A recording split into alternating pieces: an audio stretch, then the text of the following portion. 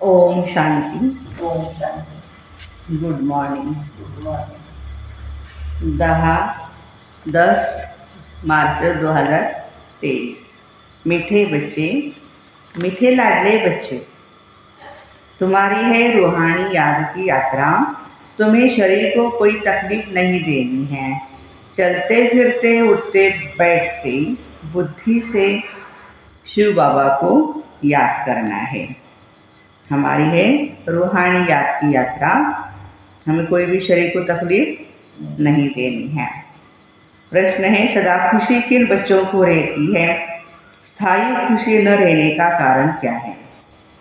उत्तर है, जो पुरानी दुनिया पुराने शरीर से ममत्व तोड़ बाप और वर्षे को याद करते हैं, उन्हें ही स्थायी खुशी रहती है।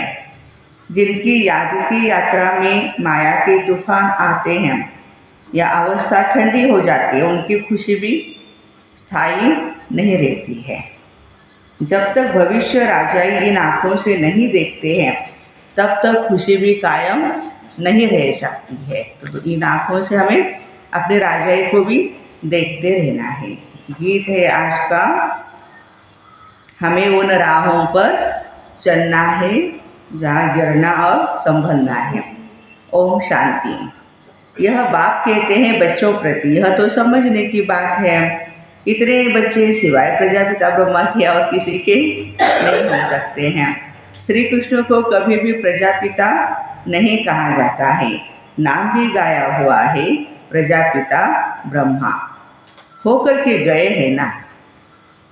इसलिए अभी तो प्रेजेंट में है, तो प्रजापिता ब्रह्मा की संतान हम सब ब्रह्मा कुमार कुमारियाँ ढेर है, बहुत सारे हैं। यह है ही प्रजापिता ब्रह्मा की औलाद, तो जरूर प्रजापिता ब्रह्मा का भी कोई बाप होगा। बच्चे जानते हैं हमारा दादा परमपिता परमात्मा शिव है।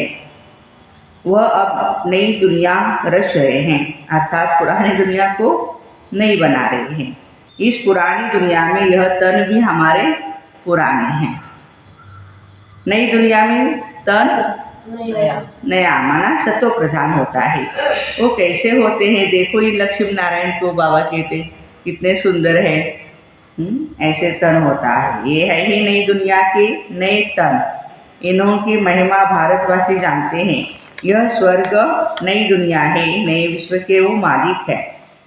नए बाबा कहते हैं नई दुनिया जो थी अब वो पुरानी है। 84 जन्म लेने पड़ते हैं ना, इनका भी पूरा हिसाब है। कौन पूरे 84 जन्म लेते हैं? सब तो नहीं लेते। 84 जन्म सिर्फ वही लेते हैं जिनका आदि से अंत तक का पाठ है, वही 84 जन्म लेते हैं।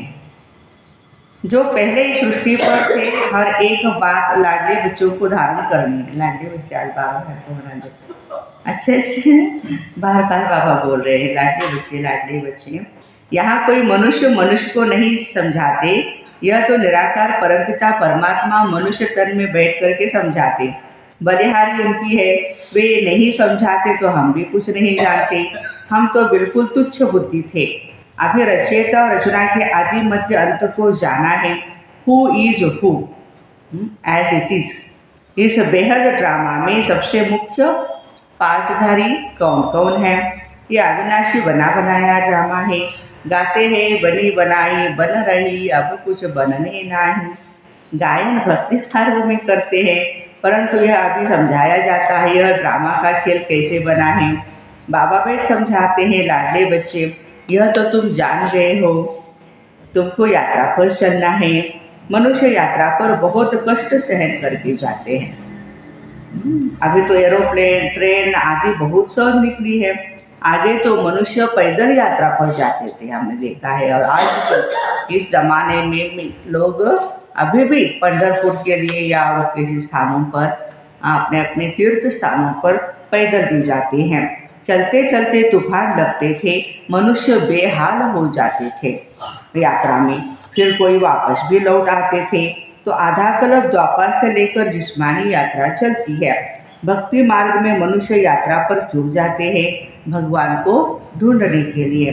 भगवान कहीं बैठा तो नहीं है, भगवान के जड़ चित्र पूजे जाते हैं। जो हो करके जाते हैं उनके जड़ चित्र बनाते हैं। चैतन्य में भगवान मिल न सके। शिवलिंग आदि ये सब है जड़ चित्र। जड़ चित्रों को देखने के लिए यात्रा करते हैं और चैतन्य के लिए अभी यहाँ परमात्मा आए हैं तो उनको टाइम नहीं है। यह एक भक्ति मार्ग की रस्म है। जानते हैं परंतु कोई की बायोग्राफी को नहीं जानते। ये कौन है और कब आए थे, आकर के इन्होंने क्या किया। शिव जयंती भी मनाते हैं। हमने देखा महाशिवरात्रि कितनी धूमधाम से सभी भाई बहनों ने, सभी भक्तों ने मनाई, परंतु उनको जानते नहीं हैं। आजकल तो इस उत्सव को भी उड़ा दिया है, क्योंकि इनका नाम रूप आदि भी प्रायः लोप होना ही है। अभी तुम बच्चे जानते ऊंच ते ऊंच ज्ञान का सागर, सुख का सागर, शांति का सागर परमात्मा मिला है। सागर से अभी हमको ज्ञान मिल रहा है। वही बेहद का बाप अभी प्रैक्टिकल में है। अमरनाथ भी शिव बाबा है ना, दिखाते हैं बर्फ का लिंग बनाते, मनुष्यों को ठगने के लिए गपोड़े बनाते हैं। ऑटोमेटिक बनता है अमरनाथ की यात्रा पर, ऐसे बोलते हैं ना। बाबा कहते हैं कि ऑटोमेटिक कैसे बनेगा। तो उस जिस्मानी यात्रा पर तकलीफें बहुत होती है। यह है रूहानी यात्रा, इसमें शरीर की कोई भी तकलीफ नहीं है। तुम बच्चे समझते हो हम बेहद के बाप के बच्चे हैं। भक्ति मार्ग में जन्म जन्मांतर याद करते आए, अब स्मृति आई है। बाबा कहते हैं तुम 63 जन्म ढूंढते ढूंढते उतरते गए, चढ़ते नहीं गए। हमारी कोई प्रोग्रेस तो, प्रगति तो हुई नहीं, नीचे आए। पहले एकदम कड़ी नवधा भक्ति करते हैं, फिर भी दुनिया को तमो प्रधान तो जरूर बनना है। झाड़ वृद्धि को पाता है जरूर, एक भी मनुष्य वापस मेरे पास नहीं आ सकते। नाटक में सबको अपना पार्ट बजाना है, सतो रजो तमो में आना है। नंबर 1 का भी मिसाल लो। नंबर 1 लक्ष्मी नारायण सतो प्रधान थे, अब तमो प्रधान है, जिसमें ही फिर शिव बाबा ने प्रवेश किया है, क्योंकि इनको ही फिर नंबर 1 बनना है, बाबा ब्रह्मा बाबा को। फिर प्लस में माँ को भी रखते हैं। वाह, माताओं को लिफ्ट देनी होती है। पहले लक्ष्मी फिर नारायण। माताओं का नाम कितना ऊंचा किया जाता है। माता सदैव पतिव्रता होती है, पुरुष कभी पत्नी व्रता नहीं होते हैं। वंदे मातरम गाया जाता है। इस समय तुम बाप के बने हो तो तुम हो ब्रह्मा कुमार कुमारियाँ। माता गुरु के बिगर कभी किसी का उद्धार नहीं होता। गुरु तो बहुत ढेर के ढेर है, फिर भी कलयुग घोर अंधियारा हो गया है। कितने गुरु गोसाई है, कहाँ कहाँ हरिद्वार आदि में उन्हों के मंदिर बने हुए हैं। नहीं तो वास्तव में मंदिर उनको कहा जाता है जिसमें देवताएं होते हैं। सन्यासी लोगों का कभी मंदिर नहीं होता है, मंदिरों में देवताएं रहते हैं, क्योंकि उन्हों के शरीर और आत्मा दोनों पवित्र है। इन महात्माओं की भर आत्मा पवित्र है, परंतु शरीर पवित्र नहीं मिल सकता, क्योंकि तत्व तमो प्रधान है। अभी तुम देवता बन रहे हो, बनाने वाला है परमात्मा। यह है सतो प्रधान संन्यास, वो है रजो प्रधान संन्यास। ये बाबा के सिवाय कोई भी सिखला न सके, तो बाबा ने समझाया। वो है जिस्मानी यात्रा, यह है रूहानी यात्रा। इसमें कर्मेंद्रियों का कोई काम नहीं है, कुछ भी तकलीफ की बात नहीं। इस यात्रा में बहुत सहज यात्रा है हमारी। वो जिस्मानी यात्रा अनेक प्रकार की करते आए, ये रूहानी यात्रा एक ही है। यह है राजाई के लिए यात्रा। ये लक्ष्मी नारायण का चित्र सामने खड़ा है, दुनिया थोड़े ही जानती है। इन्होंने यह राजों की यात्रा कर पद पाया है। तुम बच्चे जानते हो इन्होंने यह प्रारब्ध कैसे पाई। कोई ऊपर से नई आत्माएं तो नहीं आई जिनको भगवान ने राजाई दी, नहीं। इन्हों को पुराने से नया बनाया हुआ है, जिसको रिज्यूनेट व काया कल्पतरु कहा जाता है। बाबा कहते ऐसे कोई ऊपर से देवी देवताएं नहीं आएंगी। अभी जो साधारण मनुष्य बन गए हैं उनको ही बाबा फिर देवता बनाते हैं, काया कल्पतरु हो जाती है। तो बाबा समझाते हैं इन्होंने कैसे रूहानी यात्रा की। राजयोग बल की यात्रा से यह बने। बाबा राजयोग और ज्ञान सिखाने आते हैं, तो अब तुम्हारी यात्रा चल रही है। तुम बैठे हुए अथवा चलते फिरते उठते बैठते यात्रा पर हो। तुम सिर्फ बुद्धि से शिव बाबा को याद करो। याद से ही दौड़ी पहनते हो और तुम्हारे विकर्म विनाश होते हैं। जितना जल्दी विकर्म विनाश होंगे उतना जल्दी बाबा के गले का हार बनेंगे। तुम अब वह चार धाम आदि नहीं करते हो, फिर भी कहीं कहीं घूमने जाते हैं और भी। हाँ, वह सब भक्ति मार्ग के जिस्मानी तीर्थों पर जाए, वहाँ से फिर लौट आकर घर में फिर वो विकर्मी बन जाते हैं। जितना समय यात्रा पर रहते हैं उतना समय निर्विकारी रहते हैं, पवित्र रहते हैं। आजकल तो हरिद्वार में जाकर देखो, पंडित लोग भी बड़े गंदे रहते हैं। लोग यात्रा पर जाते हैं तो पवित्र रहते हैं और वहाँ के रहवासी पंडित लोग अपवित्र रहते हैं। तुम्हारी यात्रा कितनी स्वच्छ है। परम धाम में जाने की हमारी जो यात्रा है कितनी स्वच्छ है। कुछ भी धक्का आदि नहीं खाना है। बाबा कहते हैं, लाडले बच्चे, उठते बैठते चलते फिरते सिर्फ मुझ बाप को याद करो। फिर हमारे बाबा ने कहा, ये आत्माओं से बात कर रहे हैं।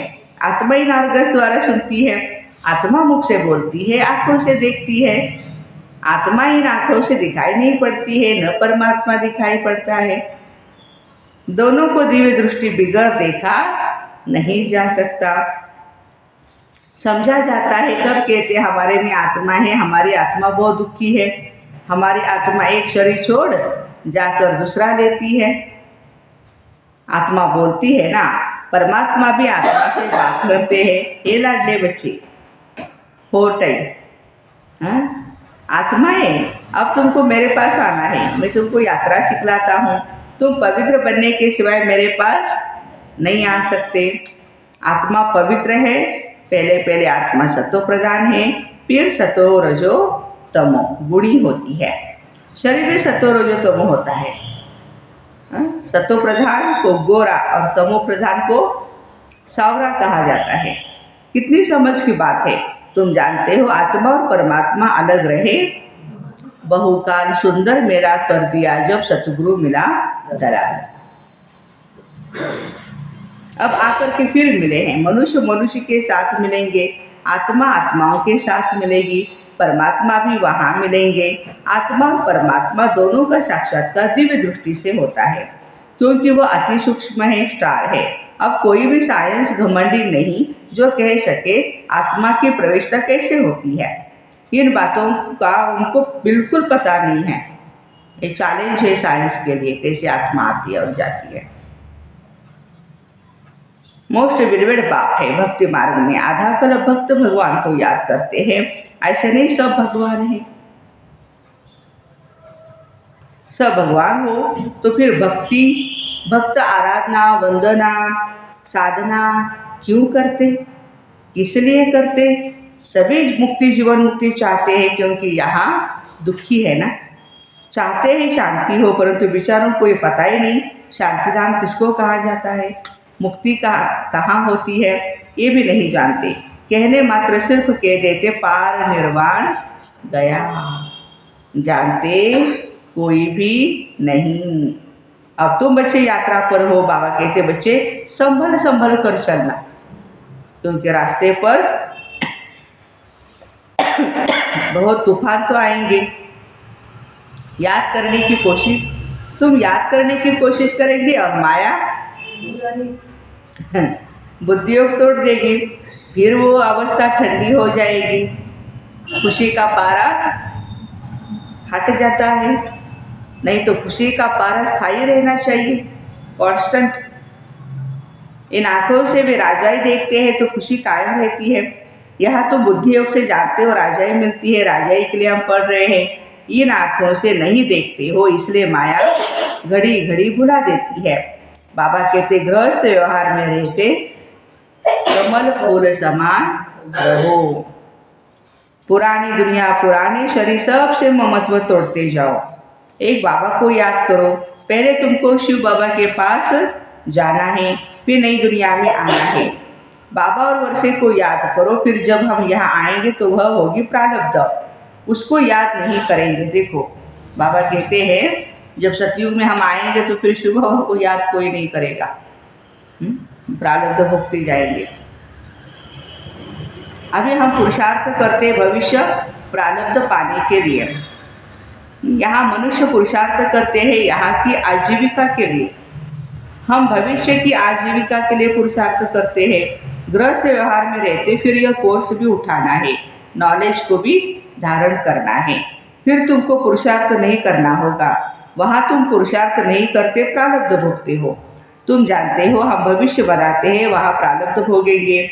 वहाँ याद नहीं रहती कि हम प्रारब्ध भोगते हैं। सतयुग में सब कुछ भूल जाएंगे, कैसे हमने पुरुषार्थ किया था, कैसे ताशगांव में बैठ करके सेवाई करी या अपने अवस्था को सतो प्रधान बनाया, जो भी कुछ है भूल जाएंगे। तो बाबा कहते फिर तो पुरुषार्थ भी याद पड़े, है ना। सब कुछ याद आएगा तो पुरुषार्थ भी। तो पुरुषार्थ और प्रारब्ध दोनों ही भूल जाते हैं। प्रारब्ध भोगते रहते हैं, पास्ट का पता नहीं पड़ता। अभी तुम पास्ट प्रेजेंट फ्यूचर को जानते हो और कोई मनुष्य नहीं जो पास्ट प्रेजेंट एंड फ्यूचर को जानते हो। इसको कहा जाता त्रिकालदर्शी। बाबा ने रूहानी यात्रा जिस्मानी यात्रा का कॉन्ट्रास्ट भी अच्छी रीति समझाया। जिस्मानी यात्रा जन्म जन्मांतर करते आए, ये रूहानी यात्रा है एक जन्म की। स्वर्ग में जाएंगे, फिर लौटकर इस मृत्यु लोक में नहीं आना है। अच्छा, मीठे मीठे सिक्की लदे स्वदर्शन चक्रधारी बच्चों प्रति माता पिता बाप दादा का याद प्यार और गुड मॉर्निंग। रूहानी बाप की रूहानी बच्चों को नमस्ते। रूहानी बच्चों की रूहानी माता पिता बाप दादा को याद प्यार गुड मॉर्निंग और नमस्ते। वाह बाबा वाह, शुक्रिया बाबा शुक्रिया। धारणा के लिए मुख्य सार, सतो प्रधान संन्यास से आत्मा और शरीर दोनों को पवित्र बनाना है। पुरानी दुनिया पुराने शरीर से ममत्व तोड़ देना है। त्रिकालदर्शी बन पास्ट प्रेजेंट फ्यूचर को बुद्धि में रख पुरुषार्थ करना है। नॉलेज को धारण कर स्थायी खुशी में रहना है। वरदान है आज का, पुराने हिसाब किताब को समाप्त कर संपूर्णता का समारोह मनाने वाले। वाह, बंधन मुक्त भव। इस पराये देश में जब सभी बंधन युक्त आत्मा बन जाते हैं, तब बाबा आकर स्वरूप और स्वदेश की स्मृति दिलाकर, हम आत्मा का रूप ज्योति स्वरूप है, हमारा देश परम धाम है, तो ये स्मृति दिलाकर बंधन मुक्त बनाए स्वदेश में ले जाते हैं और स्वराज्य अधिकारी बनाते। तो अपने स्वदेश में चलने के लिए सब हिसाब किताब के समाप्ति समारोह मनाओ। वाह, जब अभी यह समारोह मनाएंगे तब अंत में संपूर्णता समारोह मना सकेंगे। बहुत काल के बंधन मुक्त ही बहुत काल के जीवन मुक्त पद को प्राप्त करते हैं। तो अभी से हमें बंधन मुक्त अवस्था का ज़्यादा अनुभव करना है। ऐसे नहीं कि बंधन तो चलते ही आए और मन का बंधन है, फिर हिसाब किताब भी है, धन का बंधन है, जन का बंधन है। नहीं, बाबा कहते सभी बंधनों से हम बच्चों को मुक्त होना है। ये अभ्यास प्रैक्टिस करनी है अभी से, तभी वो हिसाब किताब को समाप्त कर संपूर्णता का समारोह मना सकेंगे। आज का स्लोगन है, अपने उमंग उत्साह के सहयोग और मीठे बोल से कमज़ोर को शक्तिशाली बना देना ही शुभ चिंतक बनना है। अपने उमंग उत्साह के सहयोग और मीठे बोल से कोई कमज़ोर आत्मा हो तो उसको शक्तिशाली बना देना, ये भी क्या है, शुभ चिंतक बनना है। तो ऐसे पुराने हिसाब किताब को समाप्त कर संपूर्णता का समारोह मनाने वाले बंधन मुक्त भाई बहनों को ओम शांति। Have a nice day.